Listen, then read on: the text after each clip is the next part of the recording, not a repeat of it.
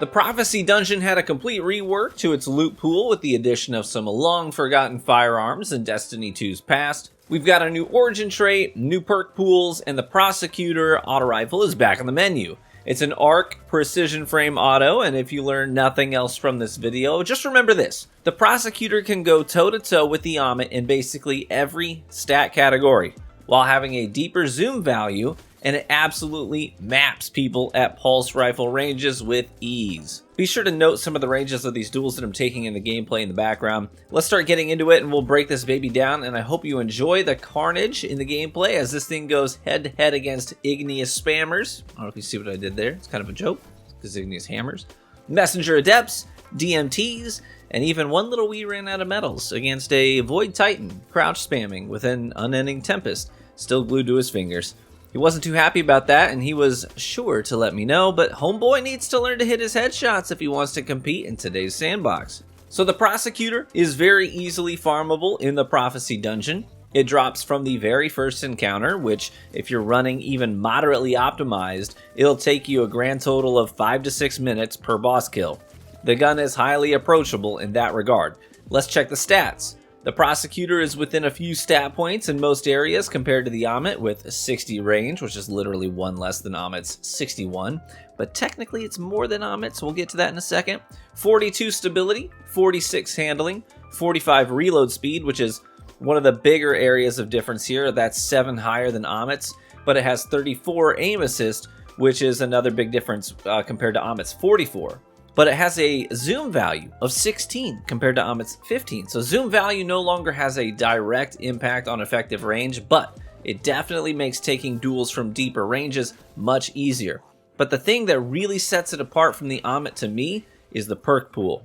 Frankly, Ammit's first column is extremely unimpressive. Everyone just runs dynamic sway reduction because everything else sucks. I mean, a case can be made for surplus. I like surplus. Most people are not overly impressed by it. But the other perks in Ammit's first column are well-rounded: Ambitious Assassin, Triple Tap, Stats for All, and Turnabout. It's a pretty lame column. Compare that to Prosecutor, which gives you some exceptional choices. With the Prosecutor in the first column, we've got Zen Moment, widely regarded as the best stability perk in the game. It's got Rewind Rounds, Keep Away, which pushes this weapon way past Ammit ranges, Gutshot Straight in the first column, which is unique, Dragonfly, and Discord. Honestly, Zen Moment and Keep Away are your best bets here, but I wouldn't sleep on Gutshot in the new sandbox, nor would I sleep on Dragonfly with people clustering so hard right now. In fact, in most of the gameplay in the background, it includes my Dragonfly Volt Shot roll, which is amazing for crowd control in 6s. Moving on to the second column, again, Ammit's is lacking. Everyone just runs Tap the Trigger. But Prosecutor gives you many more viable options. Prosecutor has a Volt Shot, Target Lock, Tap the Trigger, Golden Tricorn, Frenzy, and Cascade Point. And yes, if you were wondering, Target Lock does in fact stack with the origin trait on this thing, which we'll get to in a moment. But ultimately, I don't think you can go wrong with Target Lock or Tap the Trigger, but there's definitely some utility with Golden Tricorn for kill chaining and Volt Shot for crowd control. Now, the new origin trait on these Prophecy weapons is kinda cool. It's called Crossing Over, and it reads as follows. This weapon has increased range and handling for the top half of the magazine. Now notice that one range less than Ammit no longer matters, right? Even if this is +3 range, it's still better than Ammit. I would assume that this is probably in the +5 to 10 range, somewhere in there, but we don't have exact values just yet. Continuing to read the perk, it says, range handling on the top half of the magazine, while rounds from the bottom half of the magazine deal increased damage.